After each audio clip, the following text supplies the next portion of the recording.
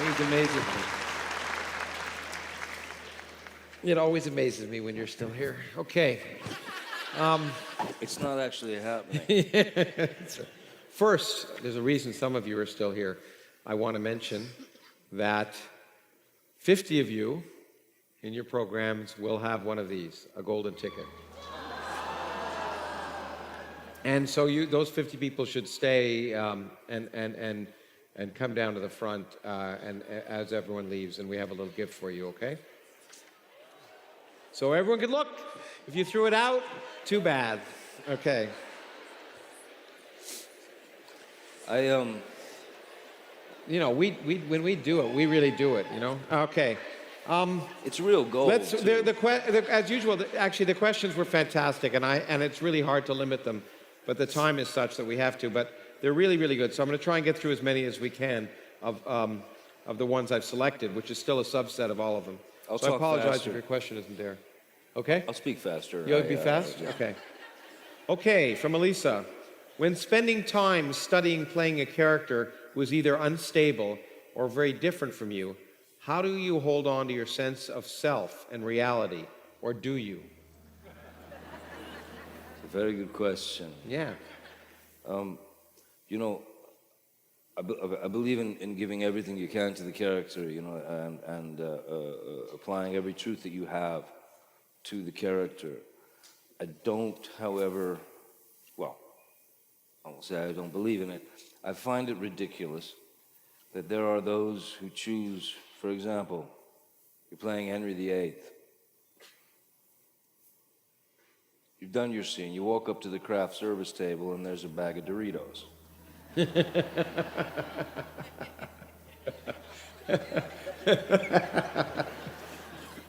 And you eat the Doritos.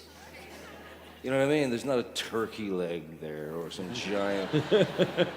So I find that myself, you know, somewhat masturbatory and useless. So my approach to a character, and for example, I did a film last year called Black Mass. Thank you. Where I had the honor of working with a guy named Scott Cooper, who's a great filmmaker and very you know, the child, essentially. That was his third film. Approaching a character like Whitey Bulger, the easy way is to go, he's evil, he's a murderer, he's scum, he's this, he's that, you know, all those things. But you have to approach, or I felt you have to approach the human qualities of the man first and foremost, you know. Growing up in that neighborhood of Southie, where loyalty was everything. Growing up in that neighborhood, knowing the old ladies that were there and carrying their groceries, worshiping his mother, worshiping his brother, worshiping his kid, Catholic kid, good kid, you know. But his business, the business that he chose, was a violent, very violent business. And I mean violent in the sense that, like in any business, how do you stay on top? In that particular business, the way to stay on top was violence, and extreme violence, murder. It's all he knew. Now, I'm not sure that doesn't address the fact that he could kill someone and then take a nap on the lazy boy with his cat immediately following. But maybe that's just, again, you know, not occupational hazard necessarily, but a part of the gig. So I approached him as a human first, you know. But in fact, as a human, we talked about this. The one part of that movie that was jarring to me, that didn't seem, well, I think it was jarring to you, that out of character was when, I'm going to give it away, but when he strangled that young lady. Yeah. And it just didn't, the other crime seemed sort of more in the context of something to be done. And you want to talk about that? Are you okay talking about that? Absolutely. I had requested to meet Mr. Bulger, and through his attorney, Jay Carney, who was a wonderful man, and he respectfully declined to meet with me because of the book that the film was based on, which, of course, he felt was unfair. And pretty much every book that was written about him, he believes, is unfair and not his story. So I spent a lot of time with Mr. Carney, and he was very careful not to give me too much information, but he gave me enough to where I could kind of understand where the man was coming from. However, and this affects the families, and I have the deepest respect for the victims and the victims' families, but I do believe with all my heart that Bulger was not the killer of, for example, that girl. It was Steve Flemmi, his partner. It was Steve Flemmi's girlfriend. He had exposed her to a lot of information that she should not have had, put her in a very dangerous situation. And I think very simply that Whitey Bulger found out about that and told Flemmi to clean up his mess. So I believe that Flemmi is the culprit in that case. And I had a conversation, a very deep conversation, and nearly not a confrontation, but I felt very deeply about it. So we shot two versions. The one that he used, I strangled the kid, but there's another one you didn't, that you shot. There was another version where I did exactly what I said. She was happy to be given this place to live, and I walked up to Flemmi as he's standing there, and I said, "Oh, great, go take care of your mess, clean up your mistakes."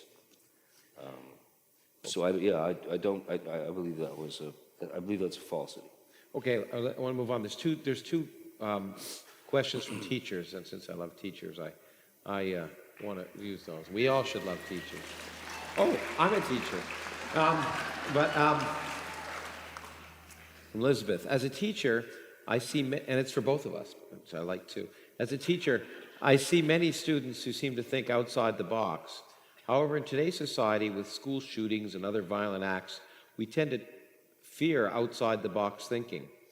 What can you tell us about thinking creatively that can help us understand the difference between being creative and being a threat? Wow. Good question. That's a great question. You want me to start? You Yes, want to think about it? please, yeah. Because I read the question, so I've had a chance to think about it. You're also smarter than me. I'm a dropout. I mean, the first thing which I've said on this stage before is that we need, what we should be doing with students is teaching them to ask questions, not have answers. Questioning is the process that is part of learning, and not necessarily knowing the answer. And I think so. Teaching students to feel free to question is really important. And in fact, what's really neat about that is a threat. It's a threat to complacency. It's a threat to the status quo, and we should threaten that. So, anyway. I don't know if you have anything else to say. I can remember seeing that documentary that what's his name, the Columbine thing, Michael Moore. Thank you very much. Michael Moore. Oh, Columbia. Okay, yeah. He did that whole documentary, and I thought that the most brilliant and caring answer came from Marilyn Manson. He was asked, "What would you say to those kids?" And he said, "Nothing. It's their parents that should have said something, or talk to their parents, because the parents should have been aware of what was going on." prior to that. So Manson's answer was, I think, Manson's reaction to that was what I believe made the film. I think we're in a society now. We're in a place in this world, that, in my opinion, that we've gone to the very thing that we've always been fascinated with, which is some degree of voyeurism. And their reality show, you know, reality shows after reality show after reality show. You've got Honey Boo Boo. I'm going to say that one more time. That's why, because really, because we're in the 21st century. The world's come a long ways, and it's also regressed in a lot of ways. We have Honey Boo Boo.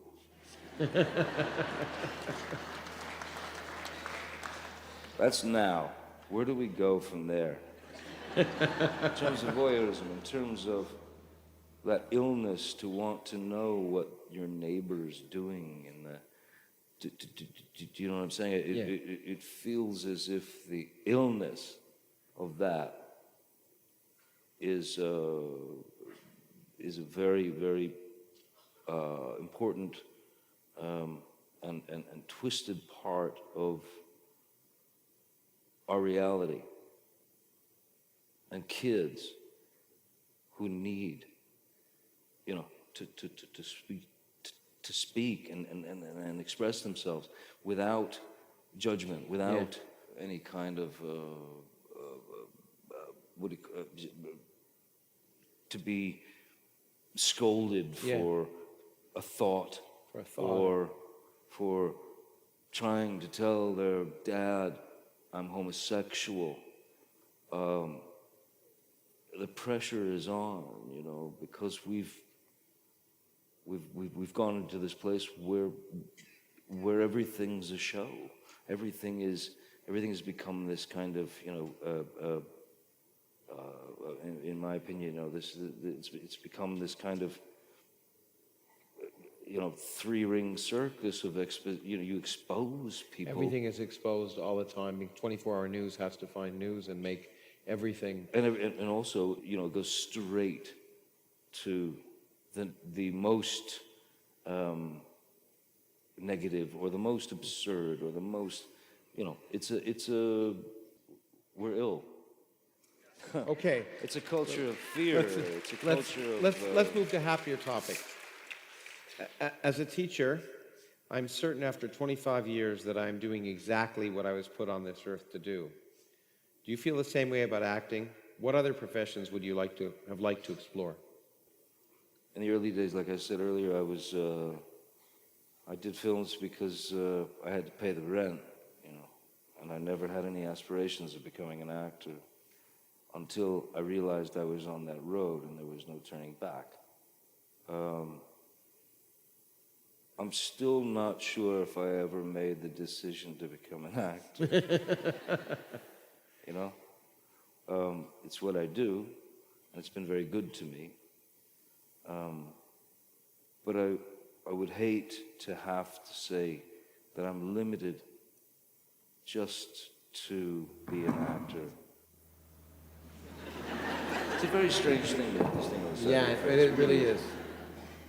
I would hate to limit myself as me, as a human, to say, yeah, I'm an actor and that's it, or those horrible things they call you, like celebrity. I never decided to be a celebrity.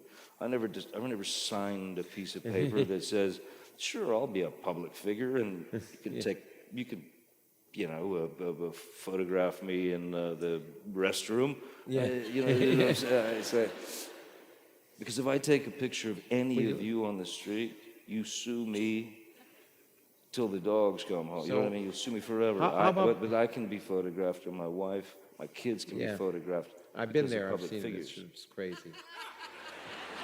No, I didn't, not that. I meant I've seen people try and take pictures. I don't know. We've not I've been there in the bathroom together. Anyway, let's not. That's okay, not what I didn't mean what I just said, but he's a professor. But it's back. What about being a professor? Sorry? What about being a professor? You want to be a professor of practice here? You know what? I would. You want him to be a professor of practice here?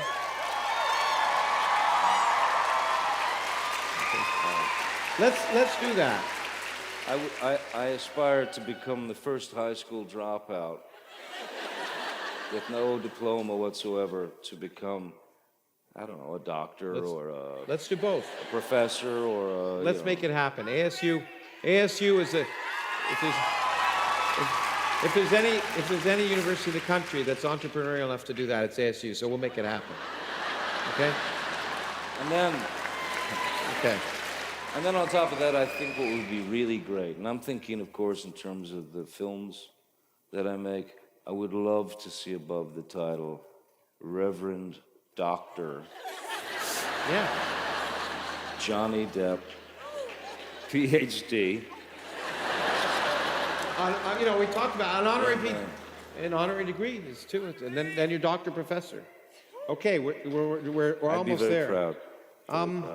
This is too depressing. Okay, I'm in a good mood now, and besides, we're running late. That one I want to see. I have a question from Gus, who's manning one of the cameras. If you could, if you could be one historical character that you've never played, who would it be? Wow.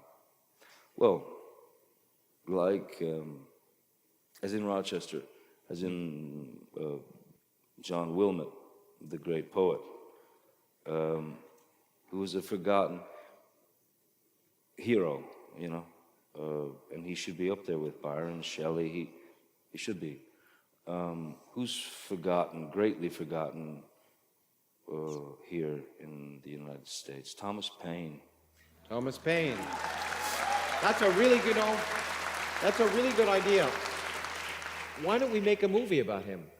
About Thomas Paine? Yeah. All right. Okay, it's a deal. Okay.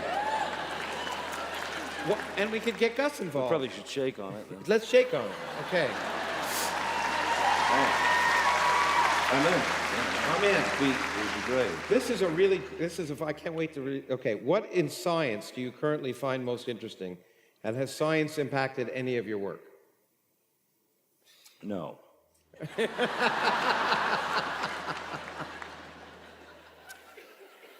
I'm a dropout. However, when you are able to have access to the things that are happening in science, like recently we spoke about this collision of two black holes and this wave. Gravitational waves, yeah.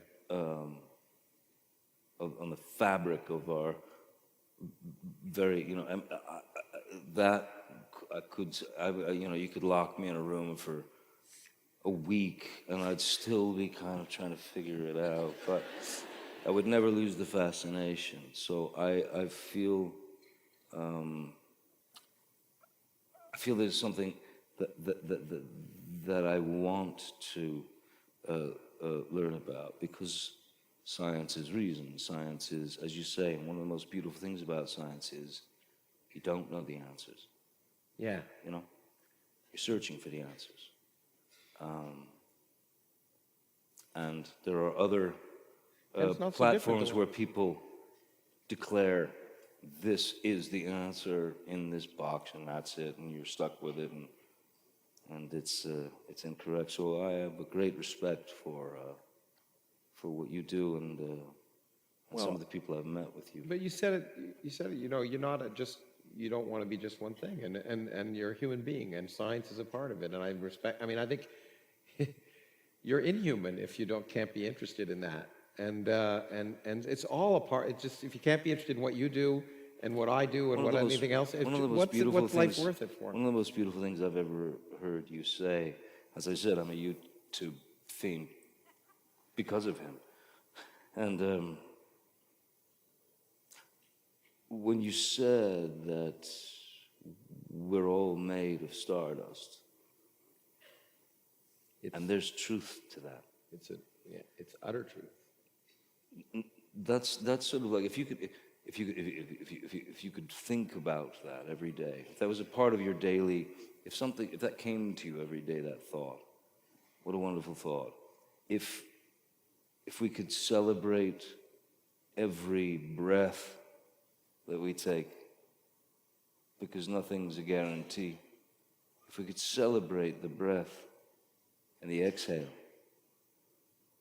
which is being alive, without, oh, my car won't start.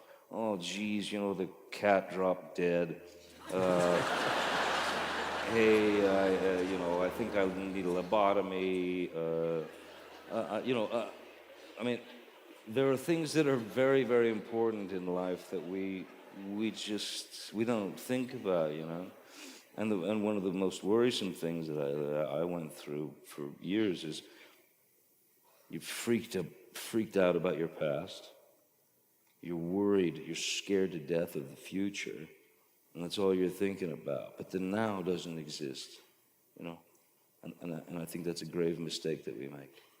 Interesting. Okay. Yeah. Okay. I'll buy that. I think.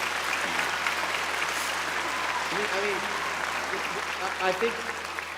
But I think science, especially the extremes, it serves a similar purpose to the movies. I mean, it takes us out of worrying about the things that that we don't need to worry, but realizing that there are other things out there. It gives us a perspective of our place in the cosmos, which is what good film, good science, good art, good literature, it's all part of the human experience.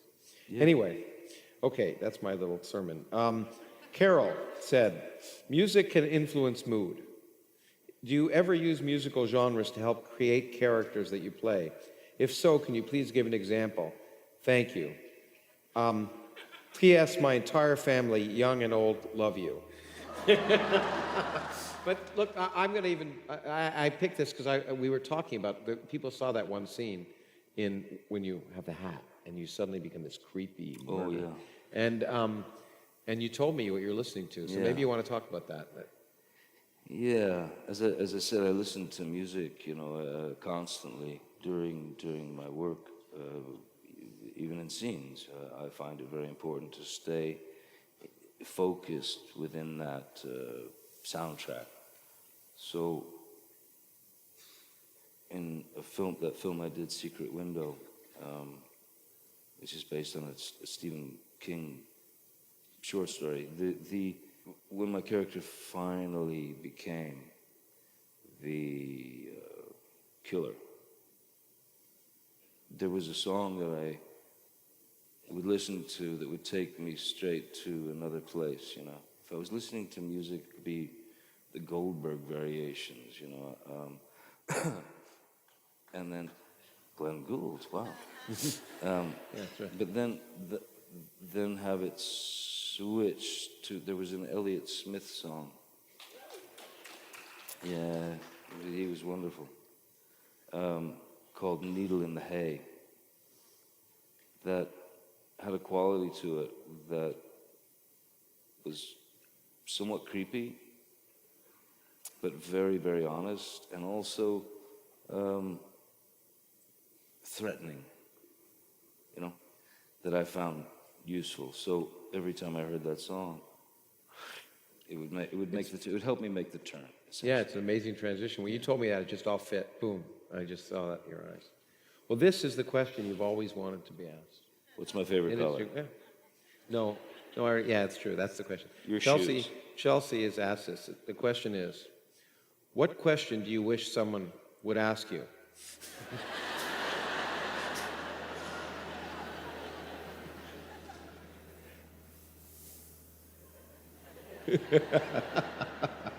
Wow. We could be here for a long time. Probably bourbon or scotch. Okay, that's good enough for me.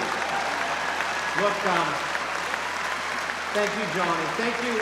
Look. Thank you.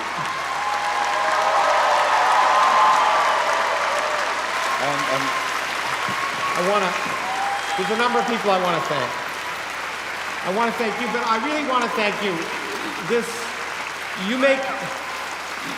You're an amazing audience, and you make Origins possible, and we can only do things like this because of you, and bring people like this in. So thank you very much, and thank you, John. Thank you for having me.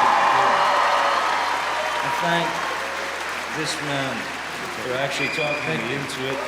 We'll see you again. But you've been amazing, and yeah, thanks for having me. Hope to see you. Okay, let's go. Thank you. Thank you very much.